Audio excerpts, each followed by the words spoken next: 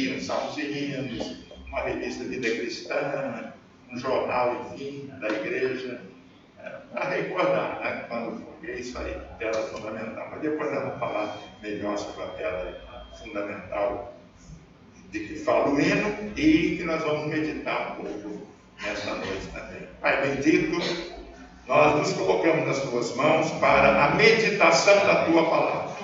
É o nosso alimento, o alimento para a vida da tua igreja. Assim como nós precisamos do alimento material para sobrevivermos, o crente precisa do alimento espiritual para sobreviver firme espiritualmente falando. Dá-nos o teu alimento, uma porção do teu alimento nesta noite. Nós te pedimos, ó Pai, dependemos de ti. Somos apenas instrumento nas tuas mãos. No nome precioso de Jesus. Amém. Pode sentar, irmãos. Primeira Epístola de Pedro, capítulo 2, de 1 a 10. Primeira Epístola de Pedro 2, de 1 a 10.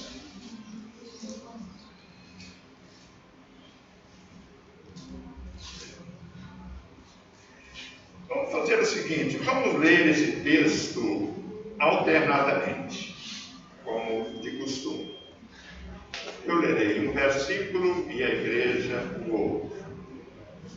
De 1 a 10. 1 Pedro 2, do verso 1 ao verso 10. Os crentes são a casa espiritual edificada em Cristo.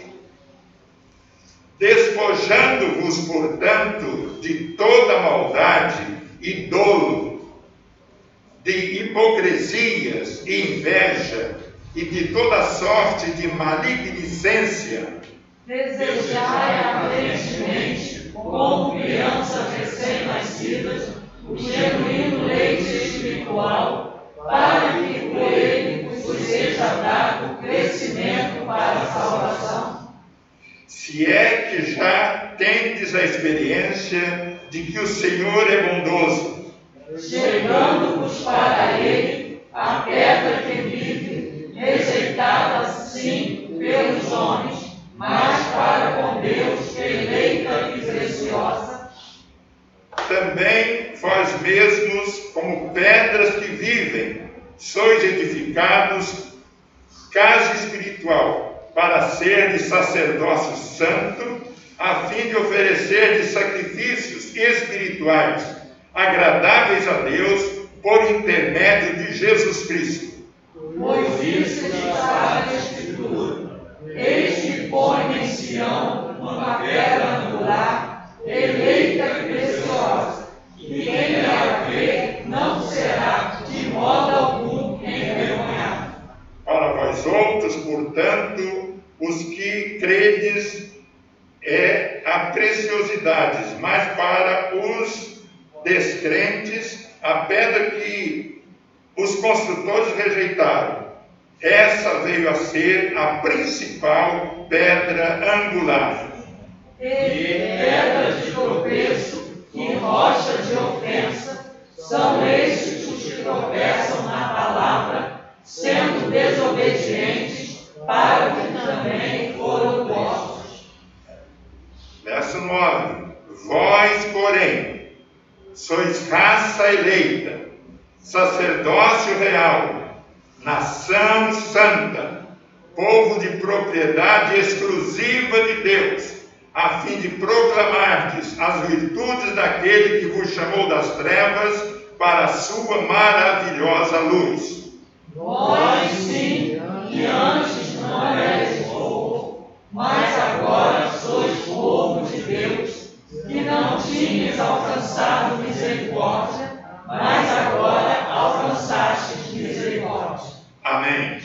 Que Deus nos abençoe com a leitura da sua palavra, a sua meditação que teremos agora. Voltando à pedra fundamental, nós cantamos um hino próprio, a leitura do texto agora, básico.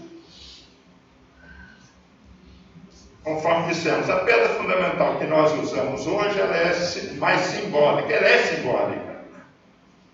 Porque a pedra fundamental bíblica, naquele tempo antigo, não tinha os meios modernos que temos hoje para as construções. Então, o alicerce, geralmente de pedras. E a construção partia dessa pedra fundamental, que é chamada pedra de esquina, pedra angular. Eles pegavam a pedra bem talhadinha e colocavam nos cantos onde ia construir. De modo assim, nos 4 cantos.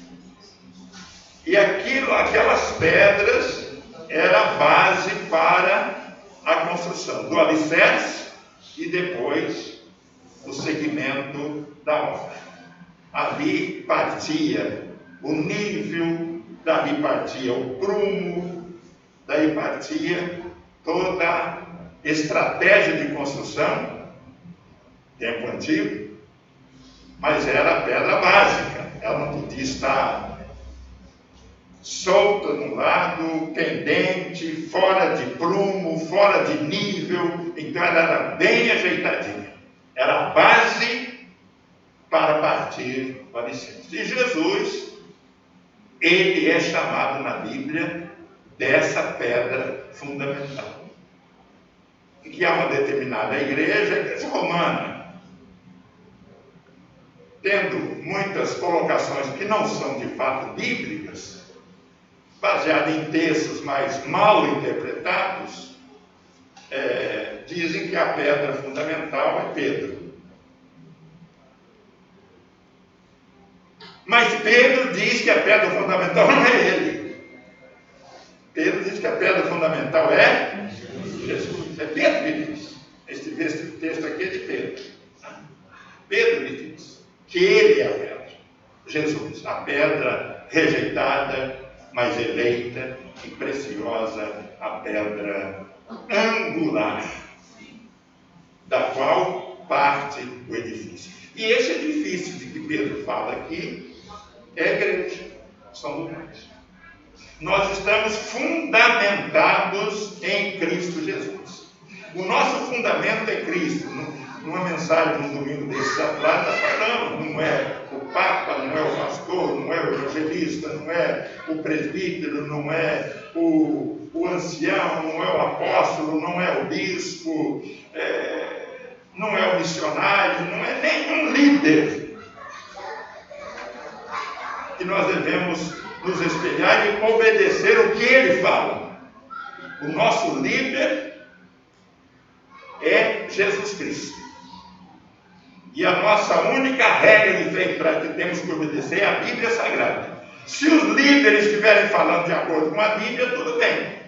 Mas se eles não falarem de acordo com a Bíblia, o líder para nós não deve ter valor nenhum. E sim a Bíblia Sagrada. Por isso houve a reforma, e um dos pontos da reforma é só a Escritura. Porque a igreja naquela época tinha a Bíblia Sagrada, mas também tinha as colocações do líder, tinha a tradição, e tinha as boas obras, como meios de salvação, como meios de graça. E até dava mais valor à tradição e ao que o líder dizia do que o que a Bíblia dizia. Porque a Bíblia é proibida para o povo. Só o líder iria, quando lia. Então, um dos pontos da reforma é só a Escritura Sagrada. É só a Bíblia.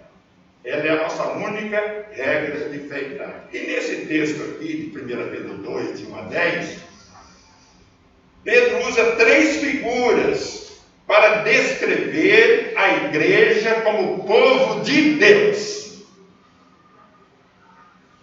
o nosso valor. A igreja cristã evangélica não é um povinho qualquer. Durante muito tempo, pensou-se que a igreja era um povinho qualquer. Mas a igreja não é. A igreja, como diz Pedro aqui no verso 9, é propriedade exclusiva de Deus. É o sacerdócio real. É a nação santa. É uma prova de propriedade exclusiva. O que é exclusiva? Ela é uma propriedade somente de Deus e para o seu serviço. Para estar na sua presença, fazer a sua vontade e realizar a sua obra. E Ele promete estar com esta igreja todos os dias, até a consumação dos séculos. E Pedro, a nossa meditação vai girar em torno, usa outras figuras, a Bíblia usa outras figuras, mas Pedro, nesses 10 versículos aqui, ele usa 3 figuras para descrever esta igreja, como sendo um povo de Deus, uma propriedade exclusiva de Deus. Nos versos 4 e 5, versos 4 e 5, Ezequias, com a sua voz possante, lê para nós, repete. 1 Pedro 2, 4 e 5. Chegando-vos para ele a pedra que vive, rejeitada sim pelos homens, mas para com Deus eleita e preciosa. Também vós mesmos, como pedras que vivem, sois edificados casa espiritual, para serdes sacerdócio santo, a fim de oferecer sacrifícios espirituais agradáveis a Deus por intermédio de Jesus Cristo. Isto. Então, a primeira figura aqui que Pedro usa para a igreja é corpo.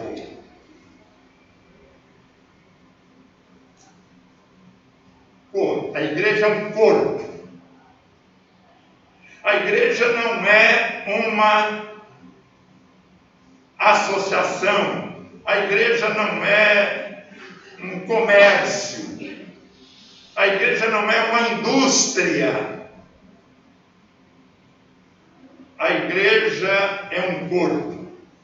E é um corpo vivo. Porque a igreja somos nós. A igreja sou eu, a igreja é você. Aquela igreja que foi remida, lavada, purificada, alvejada pelo sangue do Cordeiro. Sangue de Cristo. E a igreja, conforme disse alguém, escreveu alguém, a igreja é um corpo vivo e pneumatológico. A igreja pode ser, ela é também uma associação,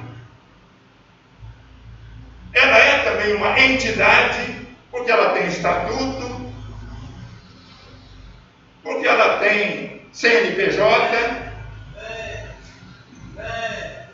A igreja pertence ao pessoal, à sociedade, porém a igreja tem o Espírito Santo que uma indústria comum não tem.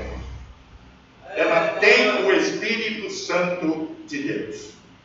Por isso ela é uma sociedade, é uma entidade pneumatológica. Quem a dirige é o Espírito Santo do nosso Deus. Nós vimos nos versos 4 e 5 isso aí. Ela é um corpo vivo para o serviço de Deus, não é nosso serviço. Ela é para o serviço da causa, para o serviço do nosso Deus, para atingir até mesmo aqueles que zombam dela e que podem estar zombando nesta hora. O Espírito Santo de Deus trabalha para que vidas se rendam aos pés do Senhor Jesus. E nós tudo fazemos por amor a esta obra, e repito, até por aqueles que querem diminuir a igreja, zombar da igreja, atrapalhar a igreja, mas a igreja de Cristo ninguém atrapalha, porque ela é do Senhor Jesus. Amém. A igreja de Cristo, as portas do inferno não prevalecerão contra ela. Amém. A igreja de Cristo, aos pés do Senhor, ela vence Satanás. Amém. E os seus enviados, porque ela pertence ao Senhor. Amém. Ela é do Senhor. E não há quem nos cale, porque nós somos servos e servimos a um Deus vivo, verdadeiro e poderoso. Amém. E o Senhor cuida daqueles que querem se interpor no caminho do Senhor e atrapalhar a sua obra. Cristo é a rocha que dá vida e capacita seus seguidores a prestar-lhe obediência, louvor e ministério prático. Quando diz em Romanos 12:1, rogo-vos, pois, irmãos, pelas misericórdias de Deus, que apresenteis os vossos corpos em sacrifício vivo, santo e agradável a Deus, que é o vosso culto racional. Amém. Culto inteligente, porque nós não cultuamos um pedaço de madeira, de ferro, de bronze, de ouro, de prata ou de qualquer coisa. Nós cultuamos um Deus vivo e verdadeiro, que está no céu e aceita, sem dúvida nenhuma, o nosso louvor. A igreja, aqui para o apóstolo São Pedro, é a sua primeira figura, é um corpo vivo, porque é habitado pelo Espírito Santo do nosso Deus, que está em nós. Não sabeis vós que o vosso corpo é santuário de Deus e que o Espírito Santo habita em vós? Diz o apóstolo Paulo. Por meio de Jesus Cristo, pois, ofereçamos a Deus sempre sacrifício de louvor, que é o fruto de lábios que confessam o seu nome. Hebreus 13, versículo 15. Então a igreja, corpo vivo por meio de Jesus, ela oferece um sacrifício vivo, que é o nosso culto, racional, agradável ao nosso Deus e Pai. Ele formou para si esse povo é dele. Custou a vida de nosso Senhor e Salvador Jesus Cristo, nosso Senhor e Salvador.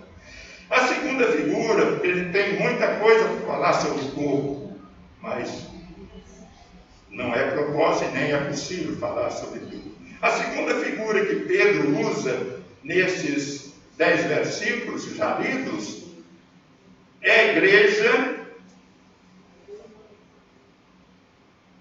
como sendo edifício. A primeira figura é a igreja sendo corpo. Aliás, eu deixei de falar uma parte aqui, esse corpo de Cristo, lá em 1 Coríntios 12, 27, diz: ora, vós sois corpo de Cristo e individualmente membros desse corpo. 1 Coríntios 12, 27. Eu e você somos corpo de Cristo. E olha a nossa interligação. Por isso é que ele precisa gozar de comunhão, gozar de paz, mesmo sendo diferentes. E até mesmo crendo, às vezes, alguma coisinha diferente dentro da própria Bíblia, porque a Bíblia é um campo muito vasto. Não sendo heresia, mas às vezes a gente crê de um jeito, outros já crê de outro jeito, um texto bíblico. Mas nós somos diferentes. A família a gente compara com os dedos da mão, que não são iguais. Quanto mais os seres humanos. Dentro da família não são todos iguais? Como igreja, então, que a gente junta tantas famílias, não somos iguais e nunca vamos ser. E Jesus sabe disso, e Deus sabe disso. Por isso Jesus fez a oração sacerdotal, e uma parte lá da sua oração foi pedindo para nós que fôssemos unidos, como Ele é com o Pai, para que o mundo creia no que nós pregamos. Então, nós precisamos congregar com diferenças, porém, um suportando o outro, um entendendo o outro. Não ficarmos degradando o tempo todo. Precisamos conviver com as nossas diferenças, porque senão nem como família a gente convive. E nós somos diferentes, não somos todos iguaizinhos, não somos robôs, programados para tudo, pensar numa coisa, fazer a mesma coisa. E aí está a oração de Jesus e o nosso esforço para vivermos esta união. A igreja tem necessidade de união fraterna, Efésios 4,16. De quem todo o corpo bem ajustado e consolidado pelo auxílio de toda a junta, segundo a justa cooperação de cada parte, efetua o seu próprio aumento para a edificação de si mesmo em amor. Efésios 4,16. Então a igreja precisa ter o amor, a união fraterna, para cumprir a sua missão aqui sobre a face da terra. Então a segunda figura é a igreja como edifício. Nós temos muitos construtores aqui, né? Ou fizeram a sua casinha, o simples que seja, para construir uma obra, mesmo que seja um edifício pequeno, uma casa simples. Quanto material vai para construir uma casa? Vamos nomear alguns aqui, Serginho? A igreja pode pipocar e falar em material para construir uma casa. Areia, pedra, tijolo, cimento, ferro, cal,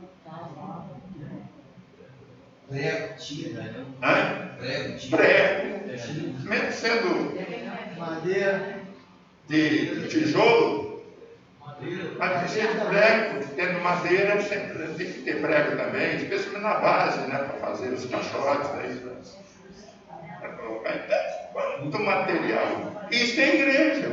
A Bíblia fala, a segunda figura que nós estamos meditando aqui de Pedro, é a igreja como edifício. E cada coisinha dessa sou eu, é você. E a Bíblia fala, é todo mundo pastor? Se todo mundo fosse pastor, onde estaria a igreja? É todo mundo presbítero? É todo mundo diácono? É todo mundo diaconisa? É todo mundo presidente do departamento? Então, aí não é que o tijolo tenha mais valor do que a areia. Não, o tijolo não tem utilidade nenhuma se não tiver areia. Que a madeira é mais importante do que o prego. Não. A madeira, para fazer o que é necessário fazer numa obra, sem o prego, ela não tem valor nenhum. Ela não vai ficar no lugar que é para ela ficar. Ela não vai servir para a base da construção. Então, o material mais simples que seja, ele é necessário na obra. A obra sem ele fica defeituosa. Não é acabada. Então, meus amados, esta figura é nossa. A igreja é um edifício. E cada um de nós, por mais simples que seja na sua função, ela é necessário. precisa. Por isso, estava aí para a obra do Senhor. E esta figura, nós vemos nos versos 6 e 8. 6 a 8 de 1 de Pedro. Um outro irmão quer ler? Ou irmã? Para me ajudar? 6 a 8. Por isso está na Escritura: eis que põe em Sião uma pedra angular, eleita e preciosa, e quem nela crê não será de modo algum envergonhado. Para vós outros, portanto, os que credes, é a preciosidade, mas para o descrente, a pedra que os construtores rejeitaram, essa veio a ser a principal pedra angular, e pedra de tropeço, rocha de ofensa. São estes os que tropeçam na palavra, sendo desobedientes para o que também foram postos. Então, é a pedra angular para a construção de um edifício. É Jesus Cristo. E cada um de nós é aquilo que nós pensamos aqui para uma construção. É necessário, por mais simples que seja, mas ele é necessário, ela é necessária para que esta obra, esta construção, a igreja de Cristo, comparada aqui com o edifício, ela chegue à sua conclusão e seja útil para abrigar vidas, para ter vida sob a sua orientação, sob a sua graça, sob a sua bênção, sob a sua proteção, como corpo e como edifício, para a honra e para a glória do Senhor. E nesse texto aqui, desses 3 versículos, Pedro cita o Antigo Testamento. Pedro ele não trouxe dele essas expressões, ele cita o Antigo Testamento. E naquela época não havia a Bíblia como nós temos, mas havia porções do Antigo Testamento, embora não em papel assim como nós temos também, mas em pergaminho ou em couro, já nesse tempo de Cristo. Não mais o papiro, não mais os tijolinhos, não mais tábuas, que porções do Antigo Testamento eram escritas, mas nesse tempo já em couro de animal, ou até no próprio pergaminho, papiro. Ele então tinha porções do Antigo, e ele cita. Aliás, a Bíblia é cheia de citações no Novo Testamento do Antigo Testamento. Cita, por exemplo, Isaías 8,14. Como edifício, igreja como um edifício. Edificado, tudo pelo alicerce Cristo Jesus. Isaías 8,14 diz: ele vos será santuário, mas será pedra de tropeço e rocha de ofensa às 2 casas de Israel, laço e armadilha aos moradores de Jerusalém. Então, ele vos será santuário, mas será pedra de tropeço. E Pedro fala em pedra de tropeço. Ele está citando lá aquilo que o profeta disse 700 anos, 700 e poucos anos antes dele escrever. Isaías 28:16. Portanto, assim diz o Senhor Deus: eis que eu assentei em Sião uma pedra. Presta atenção, Isaías 28:16. Portanto, assim diz o Senhor Deus: eis que eu assentei em Sião uma pedra, pedra já provada, pedra preciosa, angular, solidamente assentada. Aquele que crê não foge. E esta pedra é Jesus.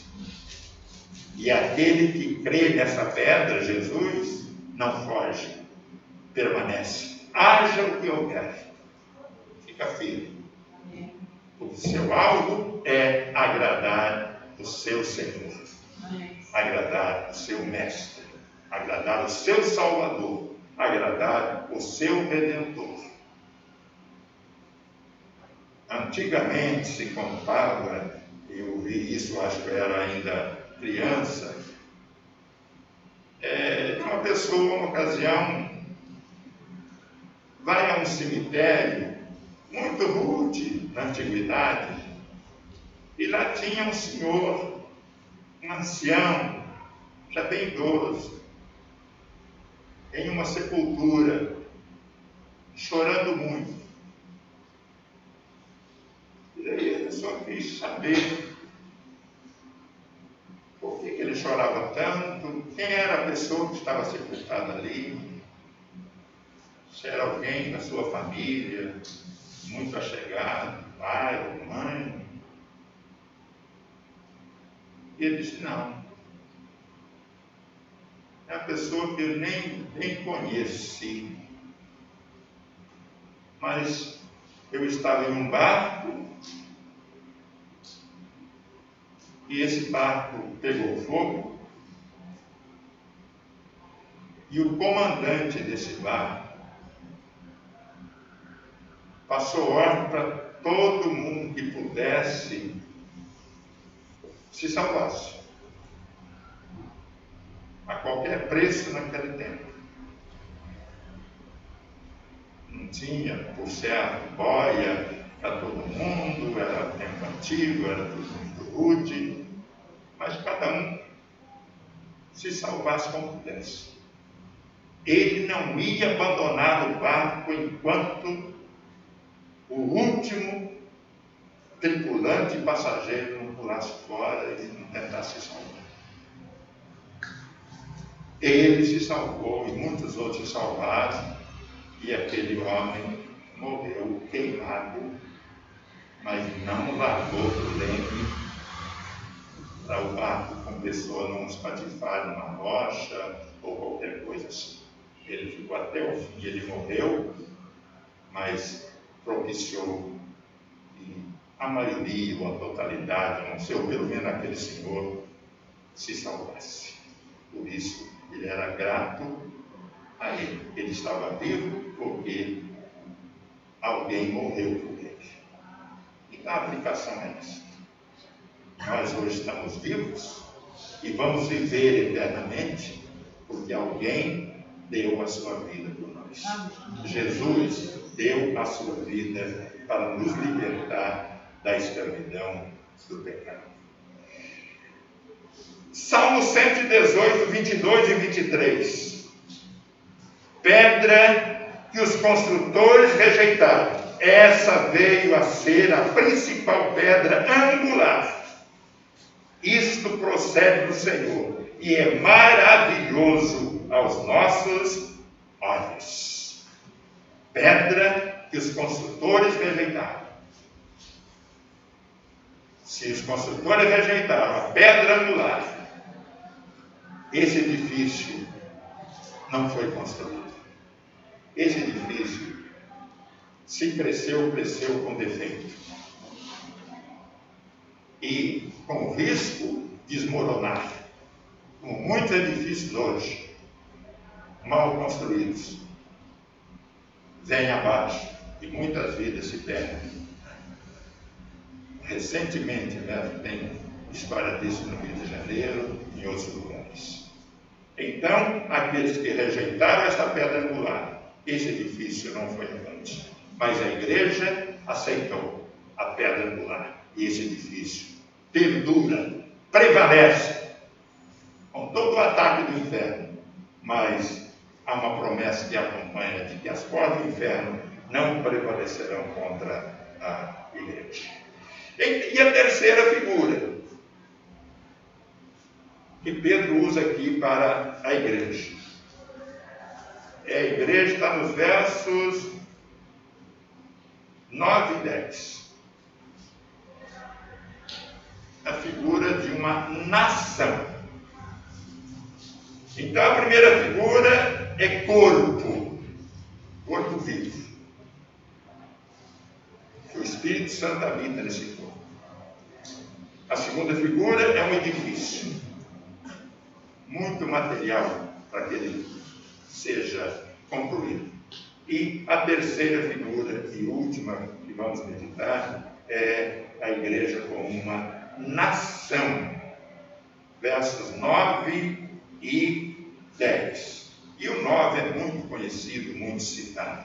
Vós, porém, sois raça eleita, sacerdócio real, nação santa, povo de propriedade exclusiva de Deus, a fim de, olha a missão, a fim de proclamardes as virtudes daquele que vos chamou das trevas para a sua maravilhosa luz. E olha o verso 10. Vós sim, que antes não éreis, antes de Cristo não era. Não há uma classificação. Nós fazíamos parte do mundão. Não era um povo de Deus. Não era uma nação do Senhor. Vós sim que antes não erais povo, mas agora sois povo de Deus. Não tinhas alcançado misericórdia, mas agora alcançastes misericórdia. Então, nós agora somos esta propriedade exclusiva do Senhor. E aqui Pedro usa a linguagem do Antigo Testamento. Talvez ele não cite, mas ele usa a linguagem do Antigo Testamento como nação santa. Êxodo 19, 5 e 6. Êxodo 19, 5 e 6. Diz assim: agora, pois, se diligentemente ouvires a minha voz e guardardes a minha aliança, então sereis a minha propriedade peculiar dentre todos os povos, porque toda a terra é minha. Vós me sereis reino de sacerdotes e nação santa. São estas as palavras que falarás aos filhos de Israel. Olha aí. Pedro usa estas palavras. Os comentaristas dizem que é bem provável que ele não esteja citando, mas ele está usando, porque a Bíblia, o autor intelectual da Bíblia é Deus. Por isso a Bíblia foi escrita por mais de 40 escritores, são 66 livros, 1000 e tantos anos de tempo entre um escrito e outro, cerca de 1500 anos, mas eles não se contradizem, eles se completam, porque o seu autor intelectual é Deus. Nós temos a inspiração verbal plenária das Escrituras. Ele citou, ele soprou nos ouvidos dos seus servos escritores a palavra. Pode até ter ortografia errada, porque houve autor intelectual e houve autor rude. Na gramática, isso tem a diferença no original, tanto no hebraico, quanto no aramaico e no grego, tem diferença. De que um professor escreve e um apenas sabe ler e escrever, escreve, tem diferença na ortografia, na gramática. Então isso tem no texto bíblico. Agora, a mensagem não tem, porque a mensagem Se escreveu chuva com X, escreveu chuva com CH é chuva.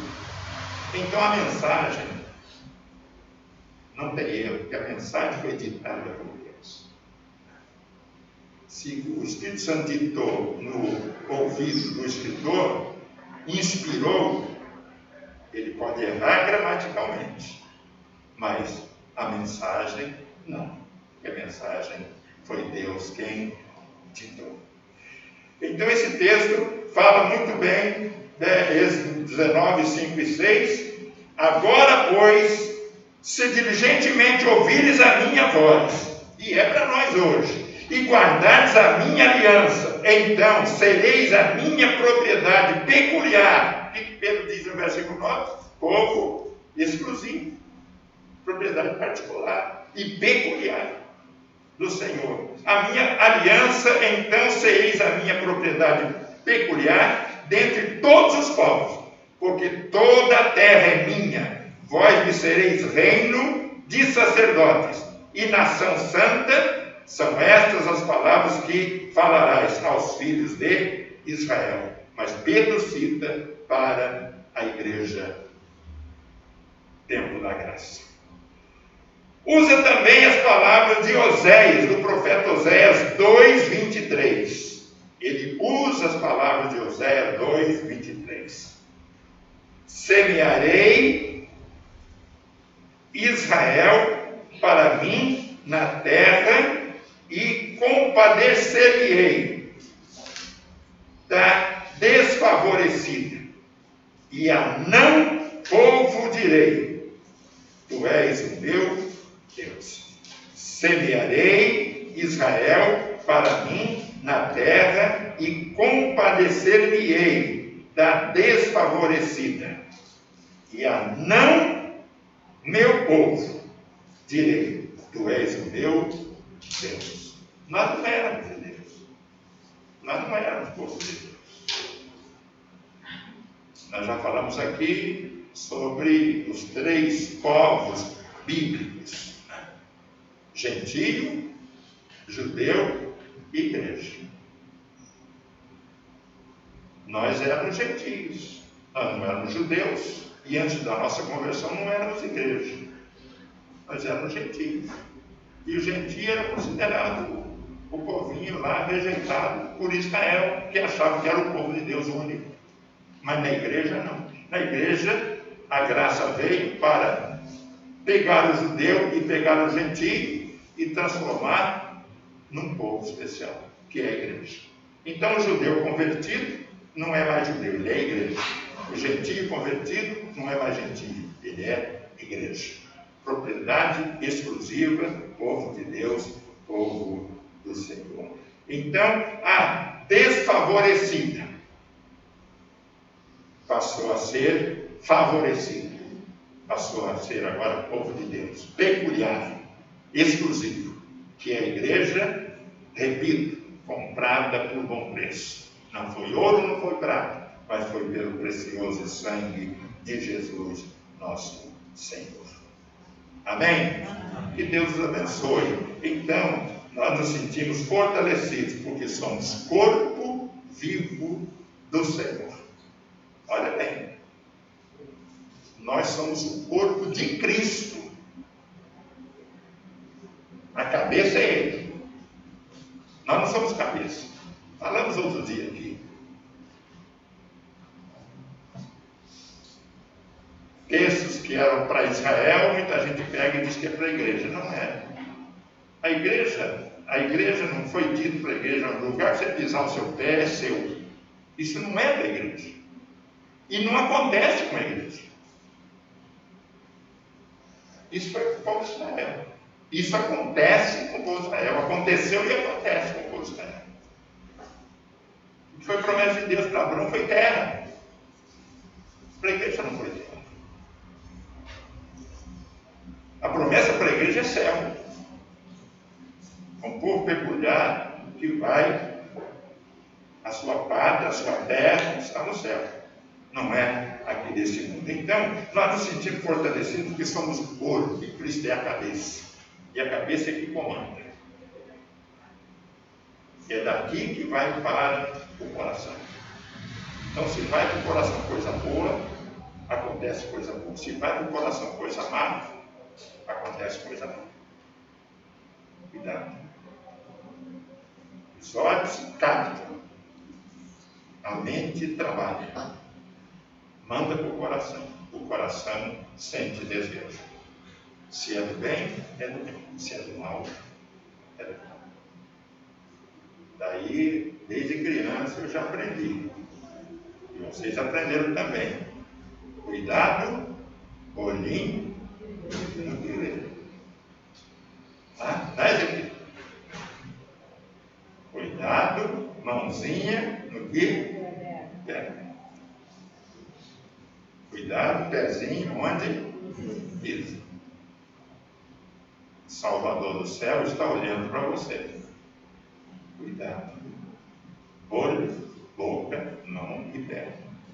A gente tem que ter cuidado, porque o Senhor, quando Ele nos dirige como cabeça, quando nós nos deixamos dirigir por Ele, nós encontramos e buscamos coisas boas. Quando a gente descuida disso e deixamos o corpo mandar, o coração primeiro do que a mente, podemos tender para as coisas do mal. Corpo, edifício, você é necessário. Você pode estar pensando, mas eu não sirvo para nada. A gente fala com uma pessoa, eu já conheci muitos, que eu não sei orar, pastor, eu não sei orar, não sei nem orar, eu não sei pregar. Mas quem disse que o crente precisa saber pregar? Precisa saber orar em público? Você não sabe pregar, você não sabe orar em público, ele não pode ser crente? Ele pode ser, está sentadinho no banco aí, ele não ora em público, ele não prega para ninguém, mas você tem uma vida de testemunho, ele está ali intercedendo em espírito pelo pregador, pela igreja, por alguém, ele está dando um bom testemunho, ele está fazendo algo, está completando algo. Ele pode ser aquela areinha, aquele calzinho que parece que não tem tanto valor, mas tem valor. Sem ele a construção não acontece também. Então cada um de nós tem valor para o Senhor. Eis-me aqui, Senhor. Usa-me como tu queres, para a glória do seu nome. E a terceira figura, então, nação. Nação santa, propriedade do Senhor. E que tem a missão, aqui diz, para proclamardes as virtudes daquele que vos chamou das trevas para a sua maravilhosa luz, que é Jesus. Eu sou a luz do mundo. Quem me segue não andará em trevas. Amém? Amém? Amém. Elise, olha. Senhor Deus, Pai Santo, Pai bendito, louvado, exaltado e glorificado é o teu santo e eterno nome. Amém. Obrigada, Senhor, por este momento, Pai, que estamos aqui em comunhão com os irmãos, Pai, ouvindo a tua palavra, nos alimentando de ti, Pai, para que possamos crescer cada dia mais espiritualmente, Senhor. Amém. Que possamos, Senhor, sempre olhar para o alto, o autor e consumador da nossa fé. Sim, meu Deus. Que possamos, Senhor, ter cuidado naquilo que nós vemos, naquilo que nós falamos, aonde nós pisamos, aonde colocamos as nossas mãos. Amém. Pai, que possamos vigiar a todo tempo, Senhor. Amém. Que possamos, Senhor, ser luz e sal da terra, Pai. Estamos aqui, Senhor. Somos dependentes de Ti somente, Pai. Amém. Perdoa as nossas faltas, aumenta cada dia mais a nossa fé. Leva-nos agora, Senhor, embaixo da Tua graça para os nossos lares. Sim, meu Deus. Dai-nos, Senhor, uma noite de descanso para o nosso corpo físico, para a nossa mente. Amém. E se o dia de amanhã, Pai, nos pertencer, Pai, que a Tua misericórdia possa se renovar sobre as nossas vidas. Amém. Obrigada porque até aqui só tem nos ajudado e nos sustentado. Só temos a Ti agradecer, Pai, no nome santo e poderoso desse que vive e reina para todo sempre, que é o nosso Senhor e Salvador.